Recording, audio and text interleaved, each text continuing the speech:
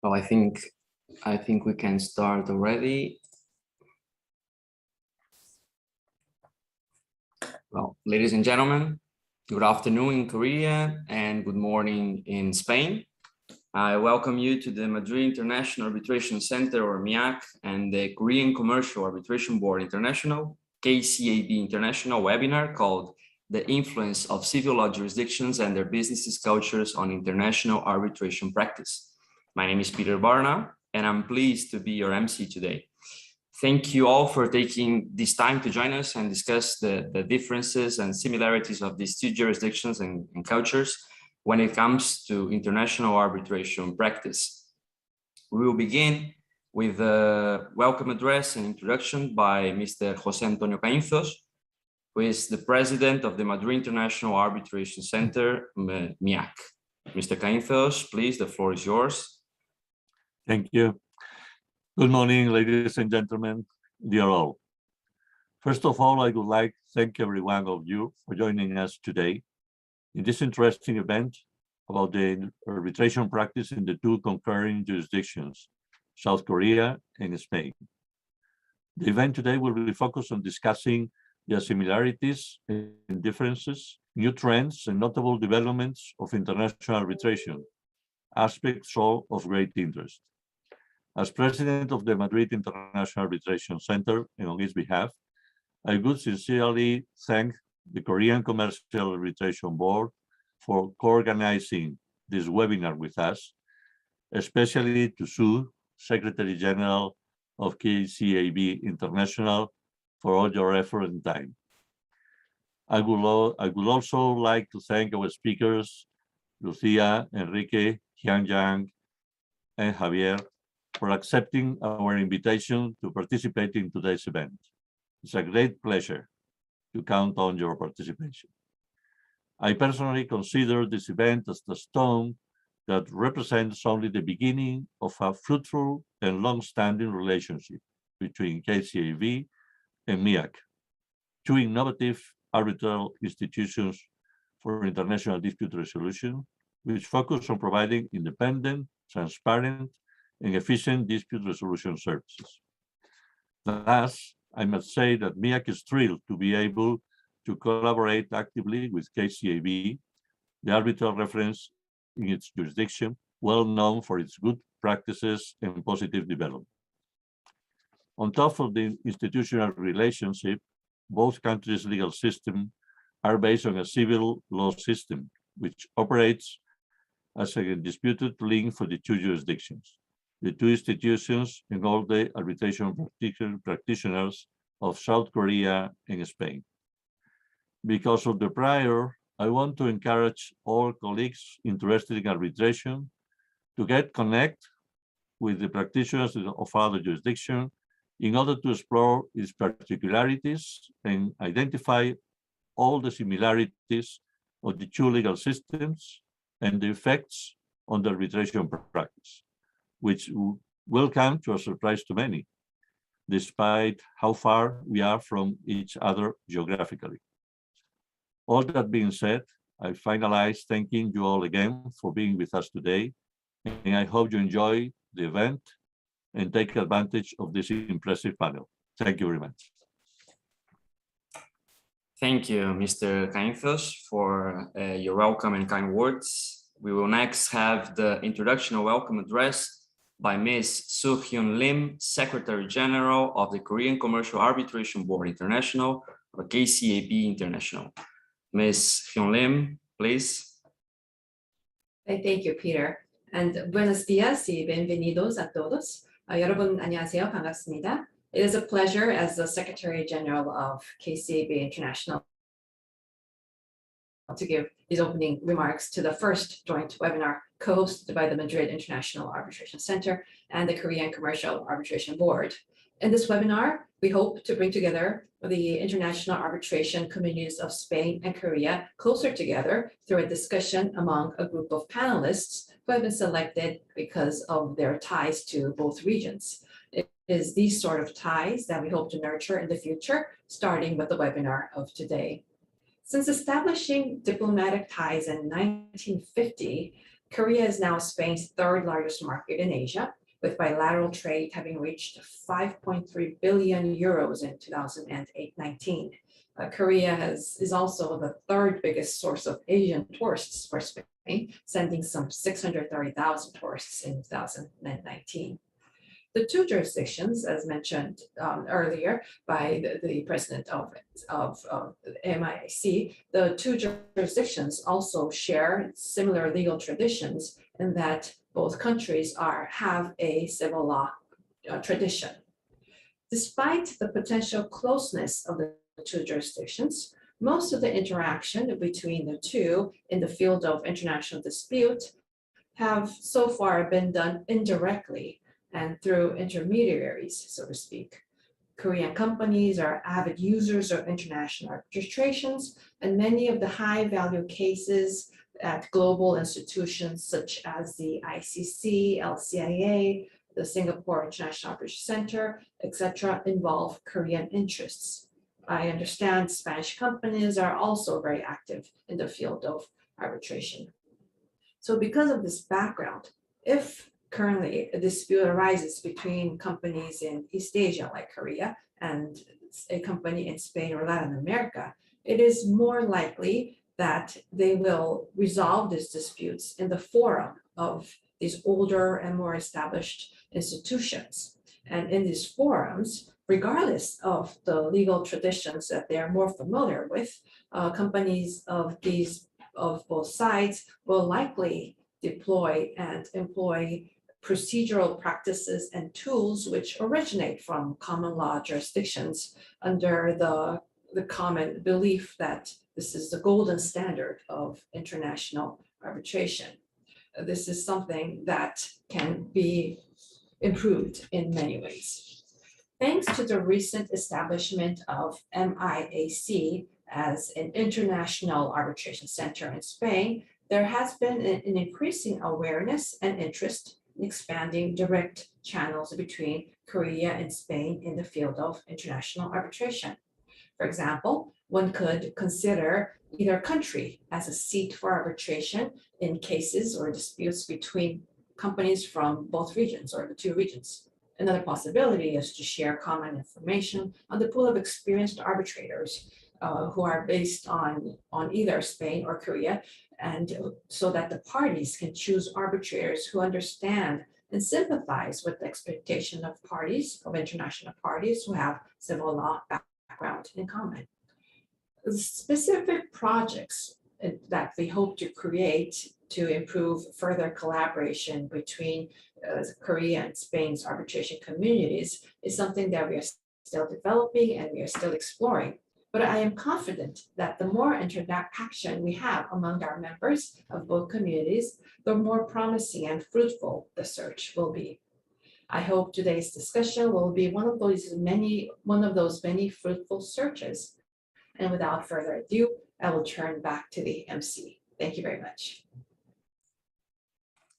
Thank you, Ms. Hee-Lim, for your warm words, and you're welcome. Now, let me introduce the panel for the discussions of the influence of civil law jurisdictions and their businesses, cultures, and international arbitration practice. The panelists are Mr. Enrique Villaplana, foreign senior attorney at Union Yang LLC and president at the Spanish Chamber of Commerce in Korea. Then we have Ms. Hyun-Jung Lee, senior foreign attorney, partner at Bay, Kim & Lee LLC.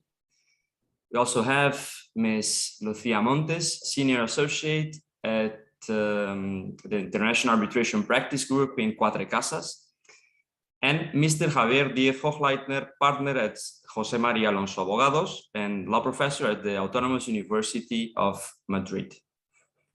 Now I'll leave the floor to the moderator so we can begin our discussions today. Thank you all. Thank you, Peter. And as the moderator for the panelists, I thank all the speakers again for agreeing to join and sharing their insights about disputes resolution in Korea and in Spain, and overall in East Asia region and the Spanish-speaking community. So today, I would like to start with the first topic that we had discussed previously, which is an introduction to Spain and Korea as the seat of arbitration.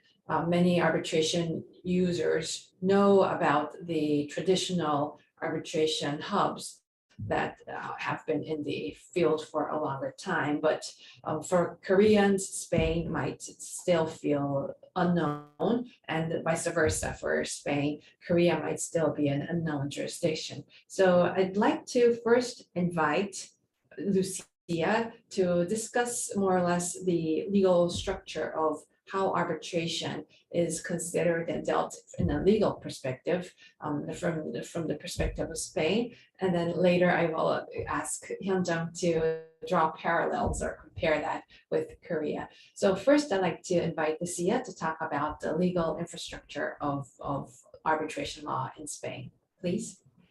Of course, thank you very much, Sue. Thank you also to Jose Antonio and to Peter for their very nice words and kind introduction. I would like to start first of all by congratulating both the Madrid International Arbitration Center and the Korean Commercial Arbitration Board for the collaborative relationship that they are celebrating today. I hope this agreement will be very fruitful for both institutions and in broader terms, of course, for arbitration practitioners both in Korea and in Spain. I am also, of course, very grateful to both institutions for kindly inviting me to participate in this panel with these very distinguished colleagues, and of course to our audience, amongst who I see several very good friends who I salute. I will be now very pleased to briefly introduce the audience to my jurisdiction in Spain in terms of international arbitration law. So first thing first, Spain's regulation on arbitration is gathered in one single piece of legislation, the Spanish Arbitration Act, which entered into force in 2004 and has only been modified once in 2011. And in fact, the 2011 modification was quite a limited one. So we can say that the regulation has remained essentially the same for almost 18 years now. This is a positive feature of Spain's regulation for international arbitration, in my opinion, because it has triggered a wide body of consistent decisions in arbitration. It has enabled the Spanish judiciary to be truly familiar with this regulation. And at the end of the day, it has fostered predictable outcomes for cases seated in Spain. The Spanish Arbitration Act is not only a stable one, but a high quality one. It expressly follows the UNCITRAL model law on international commercial arbitration, to which it added some minor but relevant improvements. Therefore, this act is clearly in line with the most developed legislations on arbitration in other countries. Importantly, the Spanish regulation follows a monist doctrine, which establishes the same regime for arbitration, regardless of it being a national or international case. Monist regulations, as opposed to dualist ones, for example, as the ones followed in very well-known jurisdictions, I could quote France as an example, are to be seen, in my opinion, as a relevant advantage. Monist regulation simplifies very much the regulation in whole. It fosters predictable answers to the most relevant questions that can be raised regarding international arbitration. And more importantly, it unburdens for the foreign investors and foreign practitioners from having to analyze whether their specific case will qualify as an international one or not in the future. Regarding the relationship between national courts and arbitration, I would say that Spanish judiciary is doubtlessly supportive of arbitration. Foreign awards are easily recognized in Spain. Annulment of arbitral awards is very narrow and limited to generally pathological cases. I believe Javier will further elaborate on recent developments in this matter later. And in some Spanish courts strictly follow the rule of minimum intervention consecrated in Article 7 of the Spanish Arbitration Act. Spain is also a party to the 1958 New York Convention and the Geneva Convention of 1927. Both of them, as the audience know, foster a friendly framework for the recognition and enforcement of foreign awards in Spain, and they also facilitate recognition and enforcement of Spanish awards abroad. Spain is also a favorable jurisdiction for the purpose of enforcement once an award has been recognized. The only potential downside to this could be the 2015 Act on State Immunity and Privileges, which has rendered it slightly more difficult to achieve award enforcement against a sovereign state. But of course, this is only a concern for cases involving a state or state party and not a concern for commercial cases. Finally, I cannot bring this brief description to an end without devoting a couple of minutes to soft law. Spanish courts have always recognized the importance of soft law publications in matters related to international arbitration. There are many references, for example, in Spanish judicial decisions to IBA publications in matters such as independence and impartiality or taking of evidence. But I am especially interested in referring to homemade soft law in this point. This is to the publications and recommendations issued by the Spanish Arbitration Club, which is a major organization in our jurisdiction. Many of you might be familiar with it. In fact, the club's influence is well beyond the boundaries of Spain's jurisdiction, and it is now a big player in terms of promoting international arbitration, both in Spanish and in Portuguese. So in year 2019, the Spanish Arbitration Club launched its new code for best practices in arbitration, and this code constitutes a compilation of recommendation which the club offers, I would say, to the entire arbitration community. Its content is truly ambitious in two ways. Based first because of the wide range of matters regulated in one single code. The code sets forth rules which in the author's opinions should be followed by arbitral institutions, arbitrators, lawyers, experts, and even third-party founders. And it also annexes an updated model arbitration rule, set of arbitration rules, which, by the way, have been at the essence of the model followed by the Madrid International Arbitration Court in order to prepare and to launch its own set of arbitration rules. So here you see a good example of how this code has already had big impact in the real world. It also includes a model arbitration clause and model acceptance forms for arbitrators and experts. And second, I would say that the call is very ambitious too because of the very high standards that it recommends, both for independence, impartiality, but also for transparency and professionalism applicable to all participants in the arbitration process. So Sue, maybe I would suggest that we leave it here for the moment and we can further elaborate on recent developments further down the conversation today. Thank you. Thank you, Lucia. Yes, and the CEA is the entity that is well known outside of Spain and Portugal. Even here in Korea, we hear about it. And good to know. The newsletters as well. So, which explained sounds somewhat familiar for someone who has done arbitration in Korea, especially about the OC-trial rule or model law, and the unity and the ability to mobilize the arbitration community for the promotion of arbitration. So maybe I should turn to Hyunjung, who's been practicing in Korea in the arbitration area for some time, to share us about the arbitration infrastructure in Korea and how it feels like to be there in the scene. So Hyunjung, please.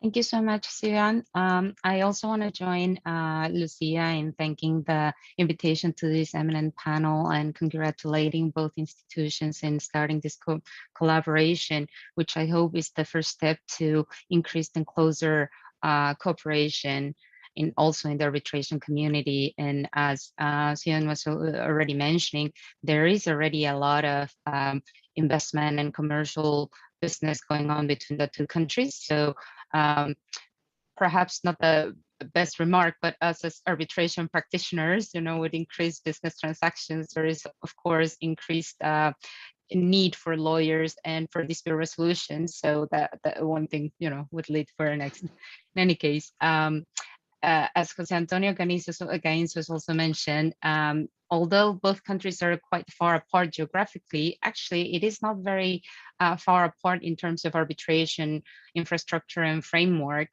As I would not want to repeat, but basically a lot of the things that Lucia explained also applies to Korea. So Korea's Arbitration Act is slightly older. The first Arbitration Act was enacted in 1960s, and it underwent a few amendments. The first one in the late 90s to adopt the UNCITRAL model law. So Korea is also a UNCITRAL model law country, which was it was the first Asian country to adopt the UNCITRAL model law. Then it also adopted the revised version in 2006. So that was the second major amendment to the Arbitration Act. Korea is also a member of the New York Convention. So many of the qualities in terms of the following the international standard in arbitration, domestic arbitration law applicable to international arbitration, and also for the interrelation between the courts and the arbitration practice in terms of enforcement and recognition of arbitral awards, minimum intervention, minimum supervision, trying to recognize and enforce unless there are major breaches of the due process and so on that are enshrined in the New York Convention, so following really international standards, enforcing arbitration agreements, and having very limited grounds for annulment.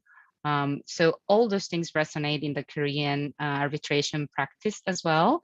Korea is also a member of ICSID, which joined in 1967, and this is the International Center for Settlement of Investment Disputes, which would be addressed later on today in terms of the investment dispute settlement. But and also both countries are growing arbitration users and growing as arbitration seat. I was actually surprised joining Korea and joining BKL in the practice of arbitration in Korea, how much actually of international disputes were seated in Korea using Korean law as governing law in the international contracts. So there is definitely an increase of that. And I believe this is similar and parallel to also the practice in Spain. More and more you see local firms acting as main, only, and lead counsel. There are more appointment of arbitrators of Korean nationality for both arbitrations that involve Korean parties and also arbitrations that do not involve Korean parties. And I believe this is a result of both having a stable growth on arbitration and recognition of the rule of law, and being arbitration friendly place in all of the aspects that are entailed in this. There's very reliable and strong support of the courts and the arbitration community, of course. There is one particular point, and I'm not sure what is the case in Spain, but in Korea, there is no particular arbitration court. I believe might be the same in Spain, but the courts and the judges are very familiar with all the applicable international arbitration laws, including the New York Convention. If I may draw back a little bit to the general topic of this webinar of the influence of civil law jurisdiction. So of course, the basic parallel between the two countries is that both are civil law countries, and they share the same hurdles and obstacles and challenges of being civil law countries that have to embrace the somewhat mixed and hybrid practice that is international arbitration. So we have probably the same difficulties in explaining our clients on what are the key differences of international arbitration practice from the domestic civil law litigation, including in terms of discovery, document production, and all these different special features of arbitration.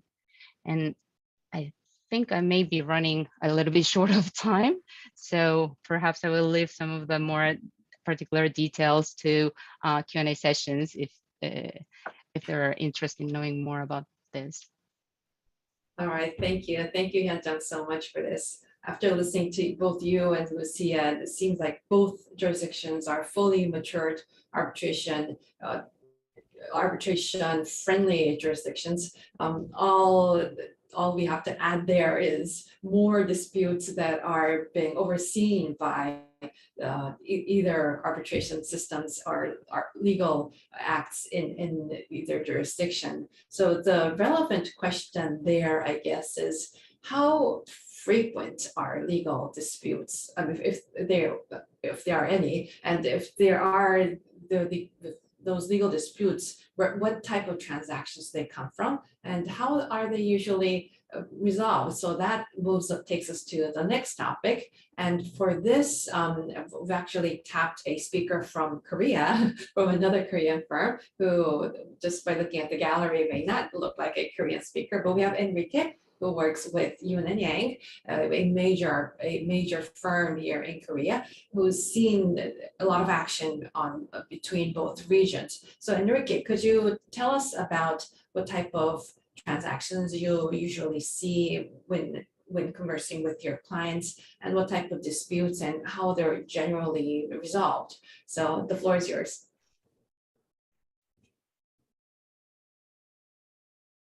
I think you're muted, so if you could unmute yourself.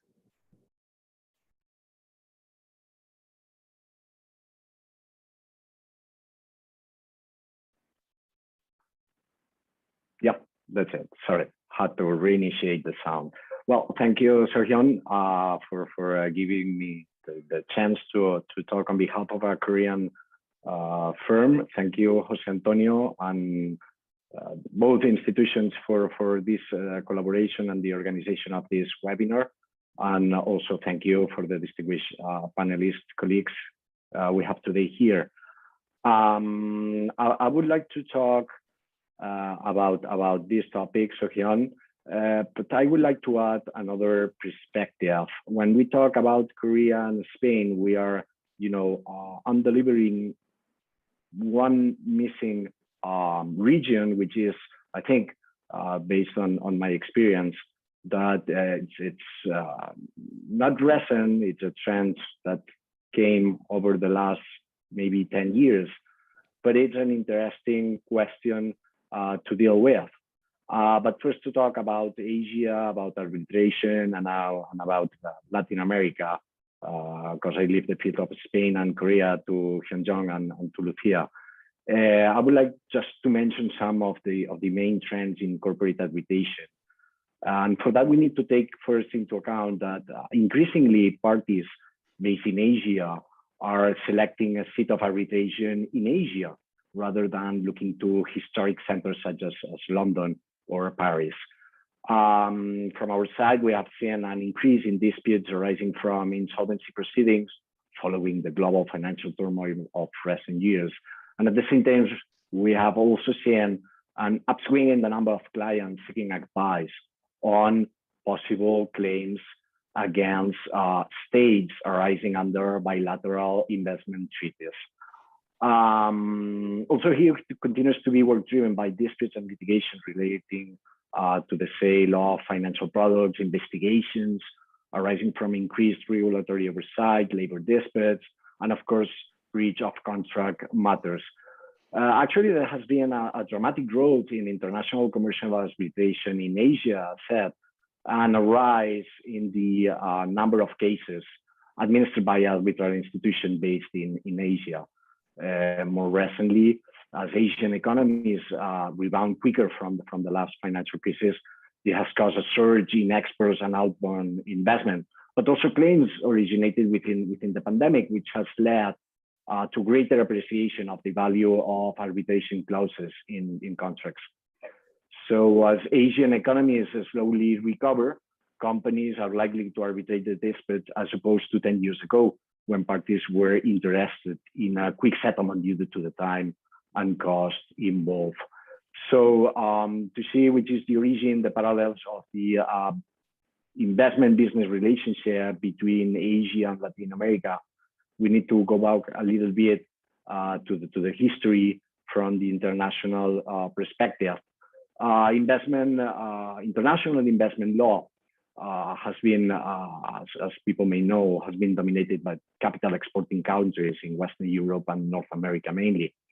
The classic formulation of international minimum standard of the treatment of aliens and the right of the diplomatic protection appeared in the late 19th century and the early 20th century in the context of protecting Western European and North American investments in Latin America through arbitral awards that were named as a claims commission. Well, after the Second World War, Western Europe took the lead in concluding the bilateral investment treaties, also known as BIT, with capital importing countries. Later on, the US and Canada did the same based on the NAFTA investment chapter. Well, that was also a precedent of including investment chapters in the FTAs, the free trade agreements.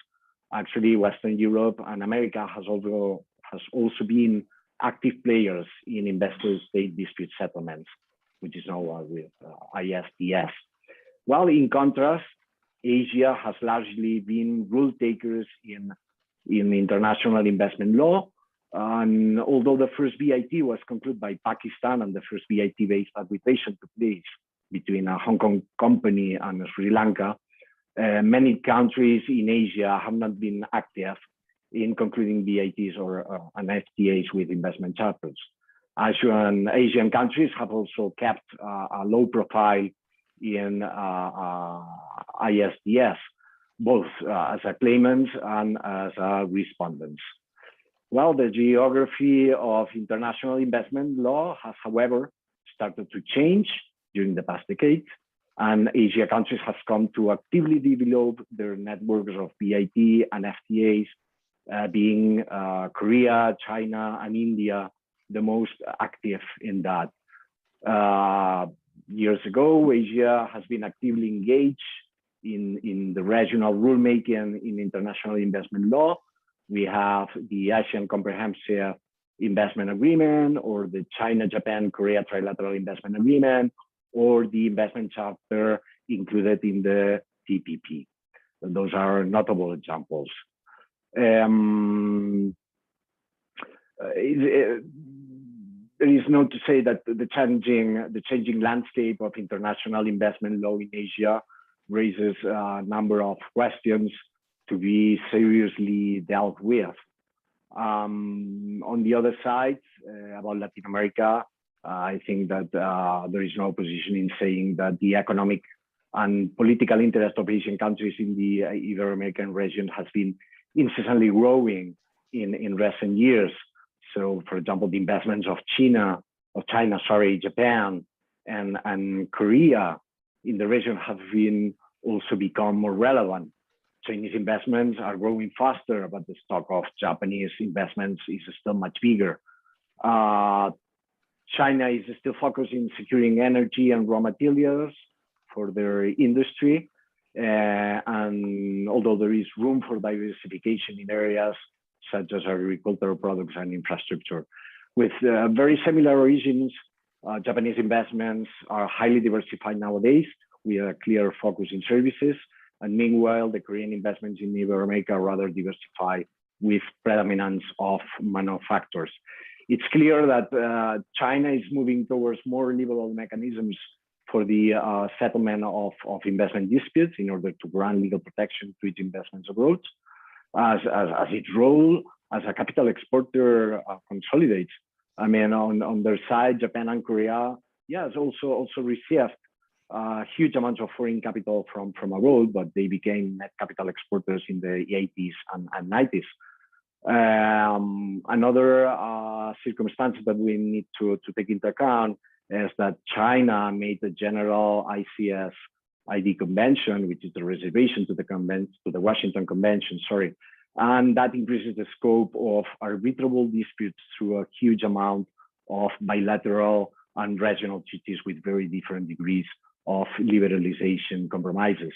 Korea and Japan on their side made no reservation to the Washington Convention, and include modern jurisdictional means for the settlement of disputes in their bilateral treaties in the field of investments.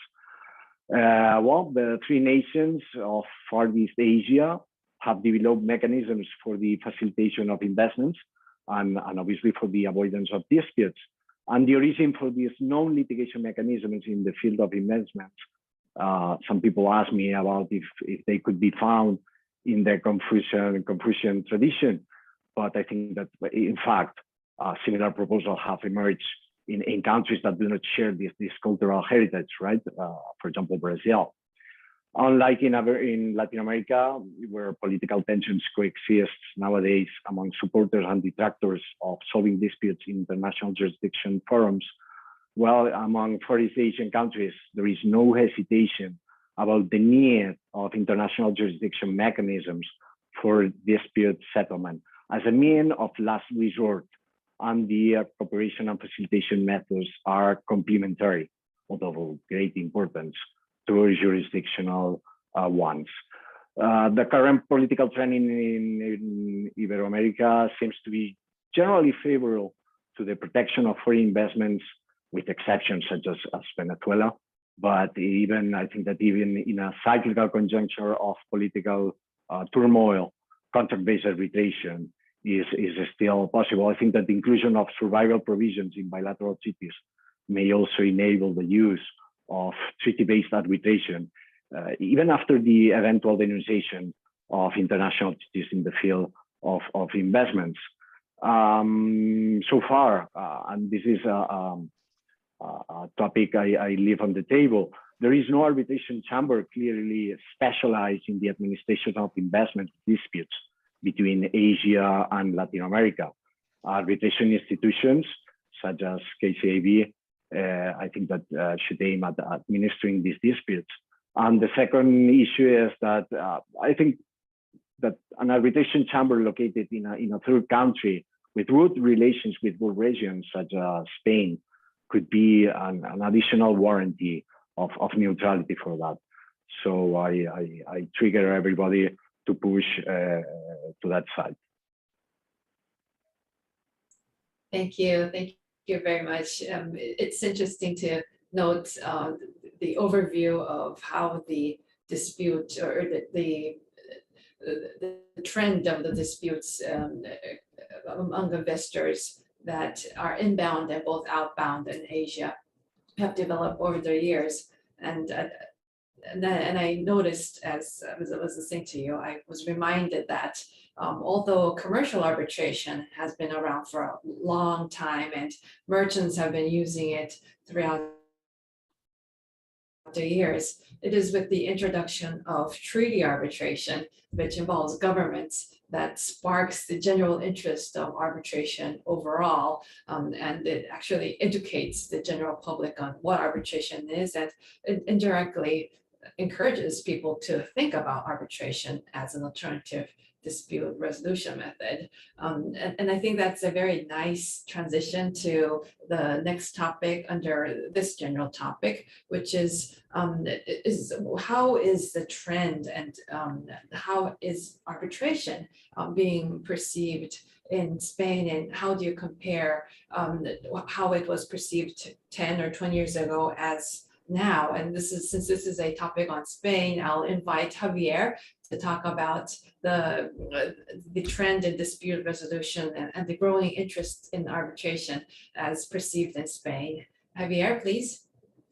Well, thank you, Sue. Let me express that it is a great pleasure to share this seminar with all of you. Thank you very much to both institutions for inviting me to participate in this event. I will first focus on commercial arbitration and later on investment arbitration. As regard commercial arbitration, I would like to start referring to the growth in the number of cases submitted to arbitration in Spain after the enactment of the current Arbitration Act. There is also a growing tendency for large Spanish companies to resort to international arbitration based in Spain or abroad, which is a consequence of a huge investment made in the last decade in other markets, such as the Latin American market. A report prepared recently by a Spanish law firm shows that 45% of large and medium-sized Spanish companies have been involved in one or more arbitration proceedings in the last 5 years.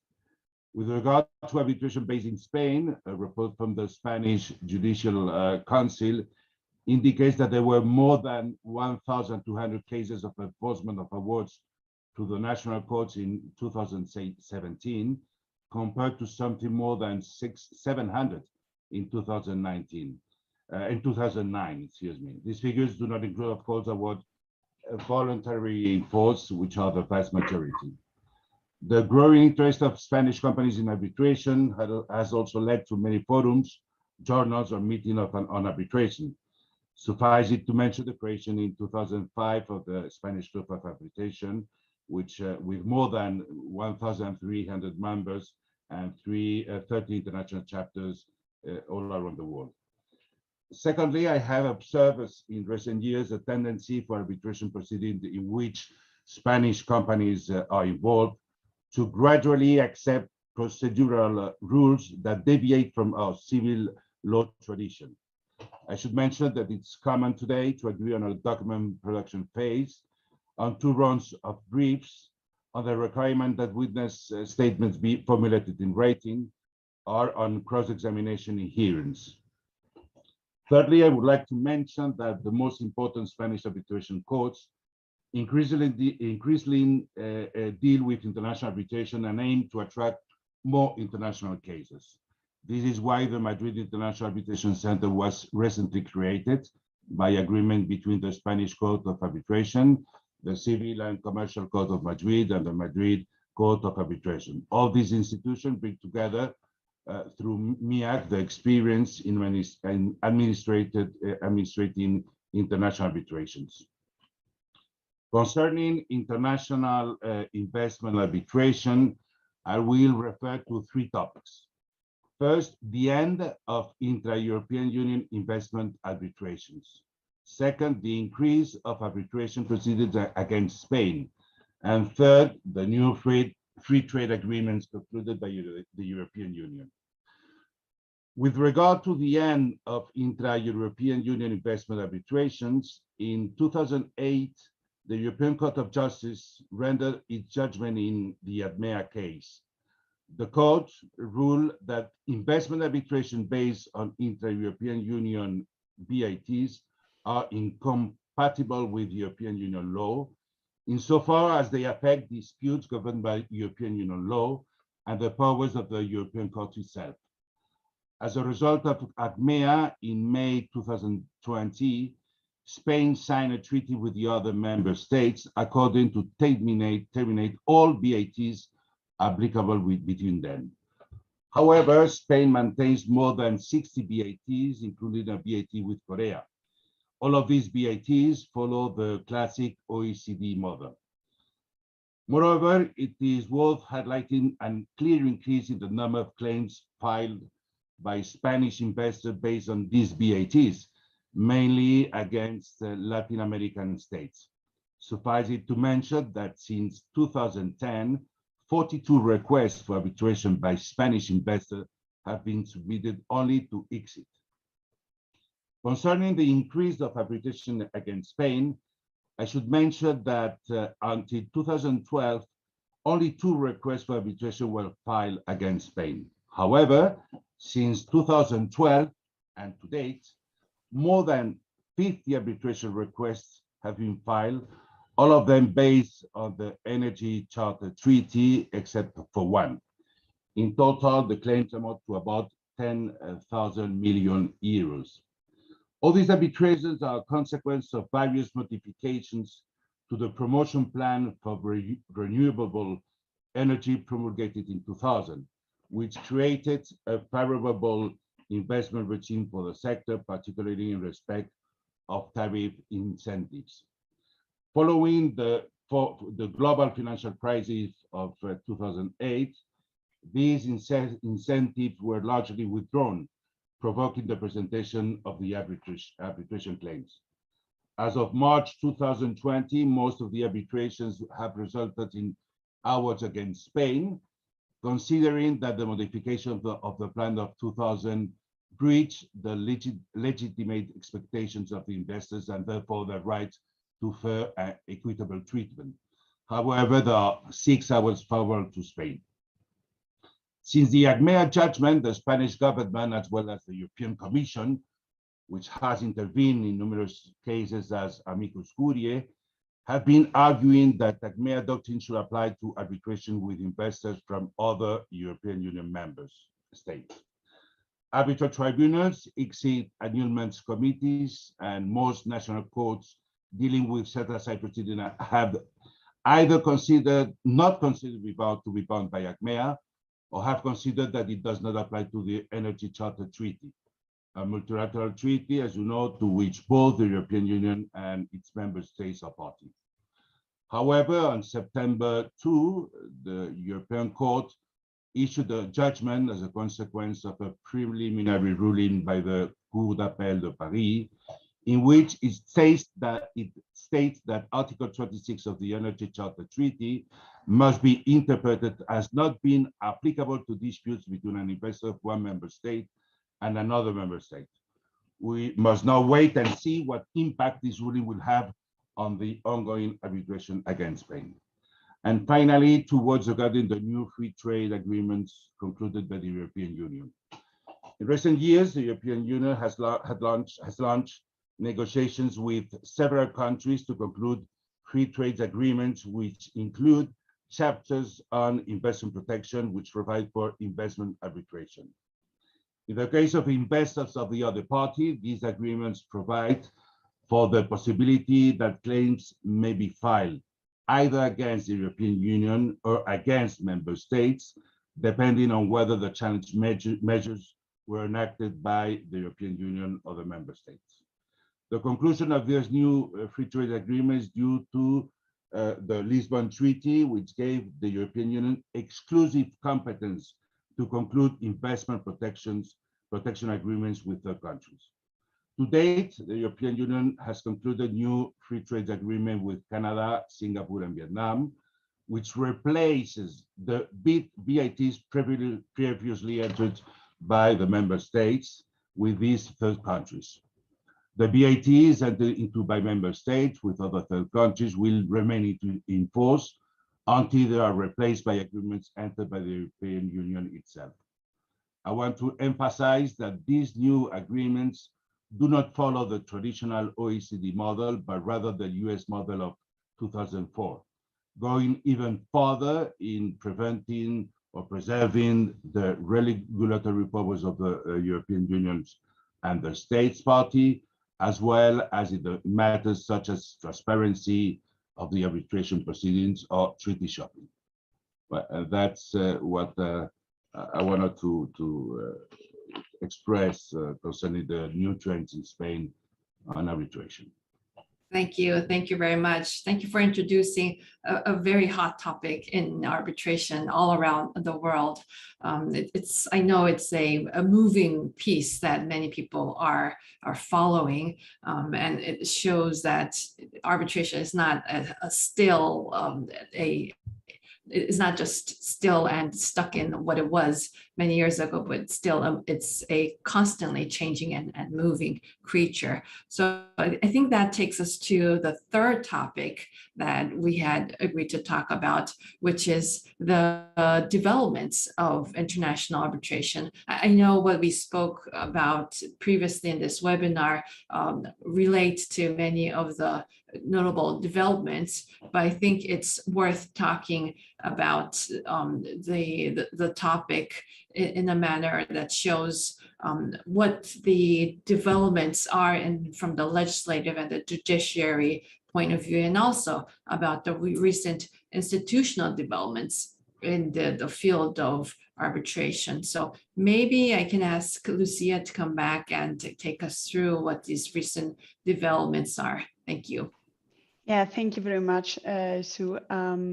I'm very happy to take this question first, but I anticipate I will provide a very short answer, and I really look forward to Javier's comments and additions.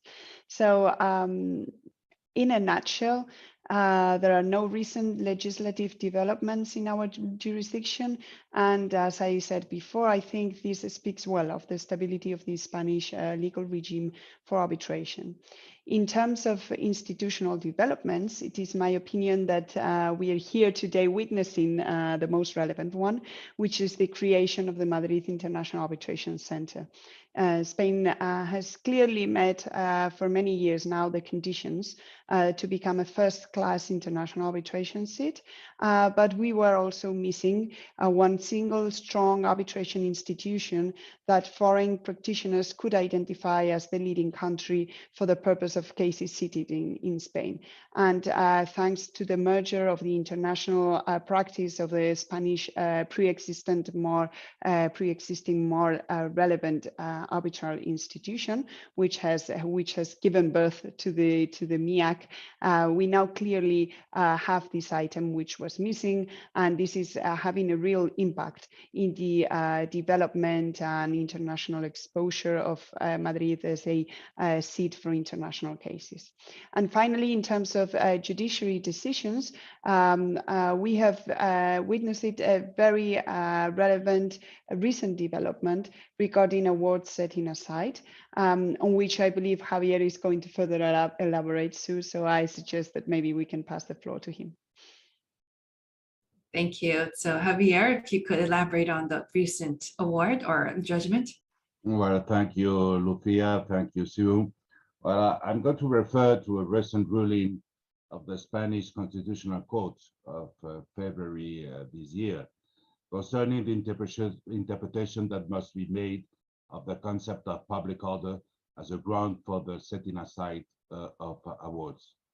Since 2015, some Spanish courts, in particular the High Court of Justice of Madrid, have been setting aside some arbitral awards on the ground that they breached the so-called public economic order.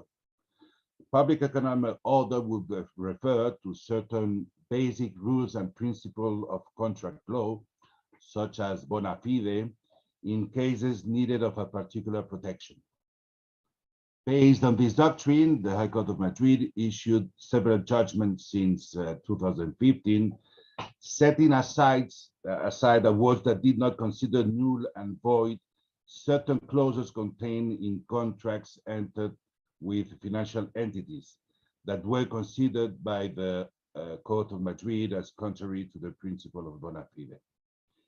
In the view of the High Court of Madrid, those clauses enshrined situations of imbalance, disproportion, or asymmetry between the contracting parties, either because of being one of them a consumer or because of the complexity of the financial product that was the object of the contract.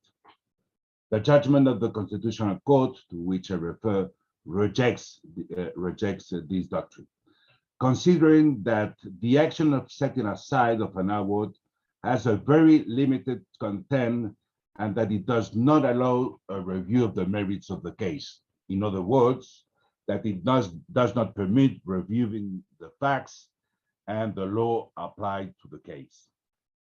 In particular, the Spanish Constitutional Court argues that public order can only be aimed at the analysis of possible breaches of the essential procedural rules applicable to the arbitration proceedings, such as, for example, the right of defense of the equal treatment of the parties. The Constitutional Court ruling represents, in my view, a very important support to Spain as a seat for arbitration, as it provides the legal certainty expected by economic operators. We cannot forget, however, the case law of the European Court of Justice, since its judgment, the EcoSuisse case. In EcoSuisse, the European Court concluded that an application for the setting aside of an award must be granted if the award is in fact contrary to the antitrust rules enshrined in the current Treaty of the Functioning of the European Union. In other words, it follows from the case law of the European Court that the concept of public economic order cannot be completely excluded as a ground for the annulment of an award, although in the case of Spain, said economic public order must be limited to the European public order. Thank you. you. Thank you very much. And maybe I'll give a few minutes back to Hyunjung, since we heard about developments in Spain, to share us the recent developments in Korea the last 3-4 years. Obviously have been a large change. So if you could share some of that with us. Sure, thank you. So I briefly mentioned that the Korean Arbitration Act was more recently amended again to reflect various of the features of the 2006 ancestral model law. Everything is moving towards more arbitration friendly in terms of broadening the scope of arbitrable disputes, the formal requirements of arbitration agreements being more relaxed, and giving more power to arbitral tribunals for issuance of interim awards or for process of aiding in the taking of evidence in arbitration, also giving them more power to express power to arbitral tribunals to award cost or interest, and simplifying procedures of courts for enforcement of arbitral awards. In addition, in the same year, in 2016, Korea passed an Arbitration Industry Promotion Act, so formally allows the Korean government to fund and support arbitral institutions, facilities, and practitioners in Korea. Of course, KCAB has been a central part of all this effort to grow awareness and use and reliance on the arbitral legal infrastructure in Korea. More recently, in 2020, a bill has been proposed that applies more to litigation for class action that can be brought in any area of law, which currently has been more limited for securities laws and securities transactions. And the opinion of the practitioners in arbitration has been that this undoubtedly would also influence and impact arbitration practice, where ideas will emerge on the possibility of formalizing also class action in arbitration and not only in litigation, which will be implemented formally in Korea.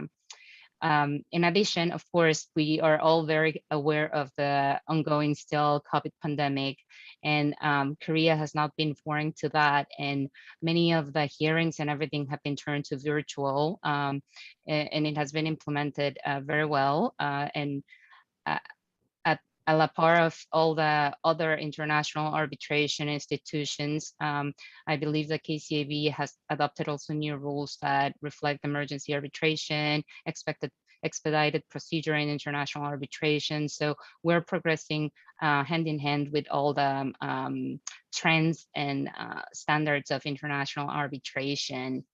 And Korea also, referring more to Latin America, perhaps linking it to Latin America and Spain and a little bit to trade. At the beginning of this year in January, the Korea's Ministry of Trade, Industry and Energy expressed that they would actively expand the trade volume in Latin America. And they've been actively pursuing, and they've conducted within the government various conversations to pursue that agenda. And they've been continuing actively with the discussions to join Mercosur, to become an associate member of the Pacific Alliance, and also to reform the cooperation, strategic economic cooperation with Ecuador.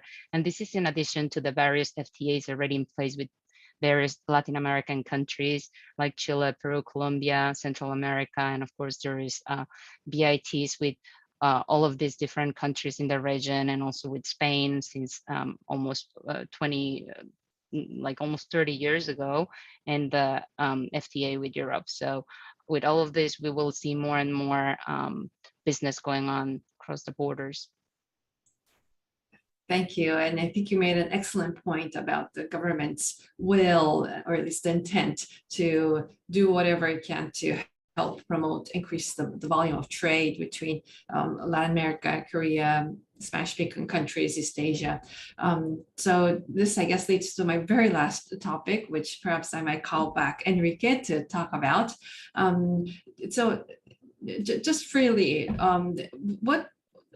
we're very interested, I think both KCAB and MIAC is very interested on expanding the interaction and relation between the legal communities of both countries.